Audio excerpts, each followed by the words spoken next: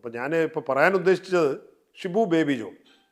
ഞാൻ താമസിക്കുന്ന കൊല്ലം ചവറ മണ്ഡലത്തെ പ്രതിനിധാനം ചെയ്യുന്ന MLA ആണ്. ഇപ്പോൾ അദ്ദേഹം മന്ത്രിയാണ്.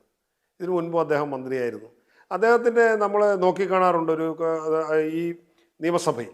ഇപ്പോൾ കഴിഞ്ഞ 10 വർഷക്കാലം 1ഉം 2ഉം പിണറായി സർക്കാരിൻ്റെ കാലത്ത് അദ്ദേഹം നിയമസഭയിലില്ല. അദ്ദേഹം തോറ്റു.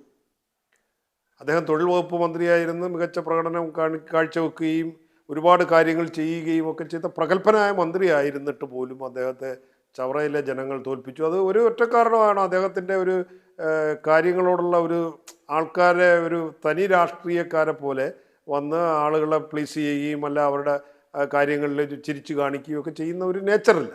പുള്ളിയുടെ ഒരു വ്യക്തിത്വം അങ്ങനെയാണ്. പുള്ളി അങ്ങനെ വന്ന ഒരു രാഷ്ട്രീയക്കാരുടെ ഒരു രീതിയിലല്ല. വന്ന് കാണുകയും ചിരിക്കുകയും അങ്ങനെയല്ല. അദ്ദേഹം ഒരു പ്രത്യേക രീതിയാണ്. അത് ഒരു പെരുമാറ്റ ശൈലിയാണ്. അത് മനസ്സിലാക്കിയെടുക്കാൻ ആൾക്കാർക്ക് കഴിയാതെ പോയതാണ് അദ്ദേഹത്തിൻ്റെ ആദ്യത്തെ തോൽവി. ഒരു തോൽവിയല്ല, 2 തോൽവിയും. അങ്ങനെ അദ്ദേഹത്തിനോടുള്ള ഒരു അമർഷം, പുള്ളി വന്നിട്ട് കാണാത്ത പോലെ പോയി, അവിടെ വന്നില്ല, അങ്ങനെയൊക്കെയുള്ള